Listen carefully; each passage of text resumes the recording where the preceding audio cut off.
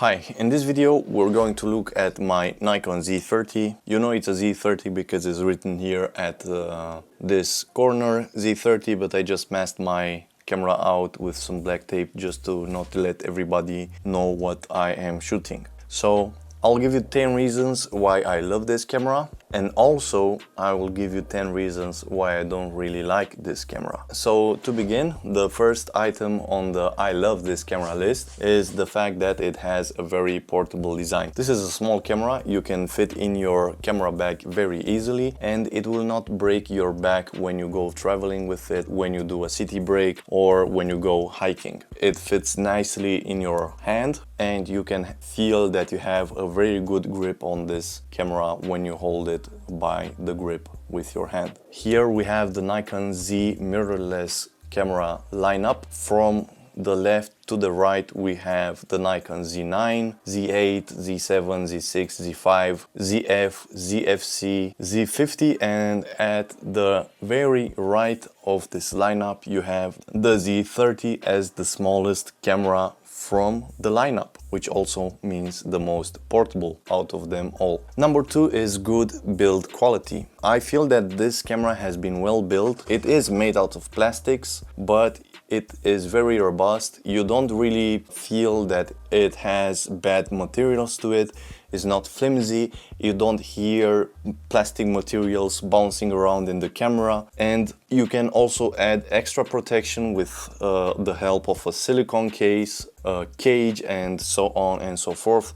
Maybe a screen protector or a glass screen protector, just to ensure that you will have this camera for a very long time. And you will have it because it's very well built and it feels very robust. The third thing on this list is the fact that it is very affordable. It gets you a lot of camera for the money. If you go on the second-hand market, you can buy this camera used and you can enjoy a nice photography and filmmaking experience and even streaming experience with this camera. Number 4 is a bright, fully articulated screen, so you can use this to take selfies if you go to if you go outside with the camera, and also you can use this in broad daylight, but you might have to adjust the screen brightness to your liking so that you can see everything that you want to see when the sun is shining on your camera. Number 5 is the fact that this camera produces very nice images. The image quality on this is very good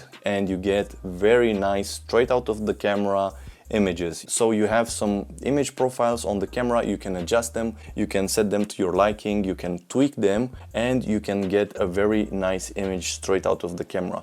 Also, you get the raw version of the images if you want to tweak them even more, get the whole dynamic range and use it however you like. But straight out of the camera, this camera produces some very nice colors.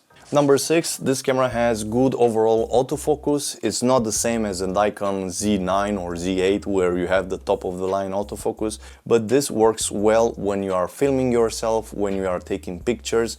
Sometimes when you are taking burst mode pictures, sometimes it goes out of focus, but it's not that much of a deal breaker for this money and for how many features this camera offers you. It's very usable, it's not the best, it's not like in the Canon cameras where you have that perfect autofocus that just sticks to you. This is not that sticky, but it does the job perfectly, in my opinion, if you are just a beginner, if you don't demand the absolute best from your camera.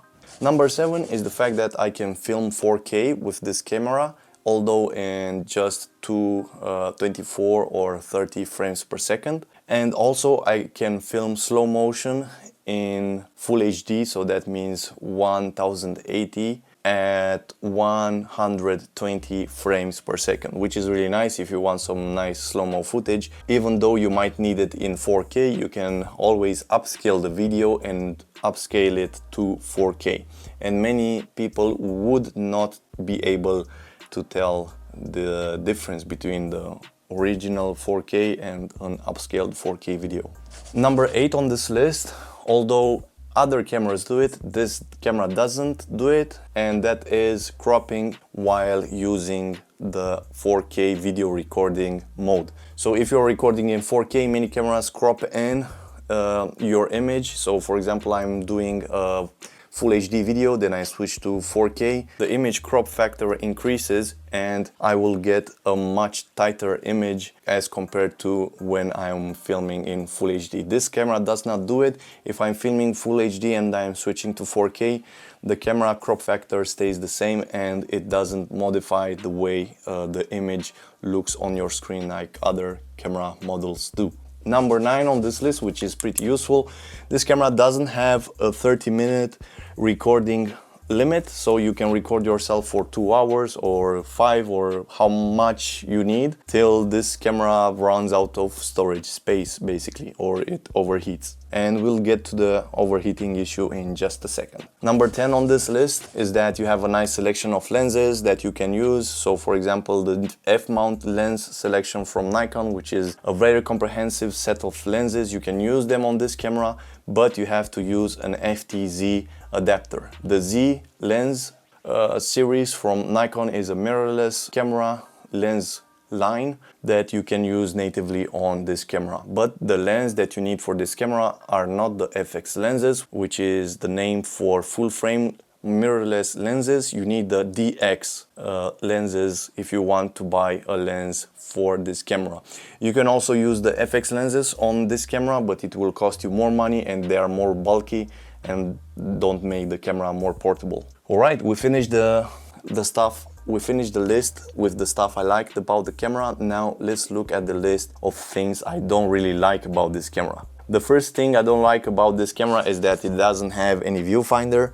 So if I want to shoot my camera through a viewfinder and not be blinded by the daylight, I don't have that option. So I cannot really compose the image through a viewfinder. I only have the screen. But if you are a phone picture shooter and you buy this camera, it shouldn't be that much of a problem, but because you are already used to composing your pictures just with a screen. But in broad daylight, it might be a problem if the sun is too shiny. For example, for me it's a problem because I set my screen brightness to medium. If I'm in broad daylight and the sun is shining, I need to go into the settings and I'm too lazy to do that anyway. And just to not scare you off, even if the sun is blinding you, most of the time you don't really need to take that picture anyway. Because let's say if you want to take a picture of a subject and your subject is a person and that person has a very strong daylight on their faces, it won't look flattering at all and you have to readjust a bit. On very rare occasions, maybe of buildings and stuff like that, I have to take the picture where the sun is behind me, putting the sun rays in front of the camera and I'm with the camera like this and I cannot take the picture. But if I'm taking the picture like this or like this, I'm blocking the sun with my face and I can still see the screen. Even though I have to maybe tilt up the screen and take the picture like this. There are some alternatives and I find this faster than just, you know, dialing up the brightness and have my camera even overheat maybe from direct sunlight. Okay, the second thing I don't like about this camera is the fact that it has just decent battery life. If you do a day of walking around in the city, one battery might be sufficient, but if you start filming stuff, do some video, do some photos, and you go on the more intensive camera usage route, you really need at least 2 extra batteries to get you through a whole day. And maybe if you're shooting professionally with it, you might need, something like 4 batteries if you are like continuously shooting with this camera. And one extra nice thing, maybe you can also use just 1 battery, is the fact that you can charge the camera while you use it. So you can put 1 battery inside or put a dummy battery inside and use it while you charge it, if you feel that you need a lot of batteries to run this camera. But for me, if I'm walking around the new city, I can just take 1 battery and that for me will be sufficient. But if you are doing it a little bit more intensive, you might at some point run out of battery. And you will. Number 3, even though I just mentioned that you have lots of options, you have a limited lens selection. So the lens designed specifically for this camera are the Nikon Z30 lenses. So even though you can buy FX lenses for this camera, they are made for full frame cameras. So that means they are more bulky. They are sometimes at least 2 times more expensive than the lenses for this camera, and the DX lens lineup is not that extensive. You don't have many options for macro, for telephoto lenses, and you don't really have good options for low aperture number lenses.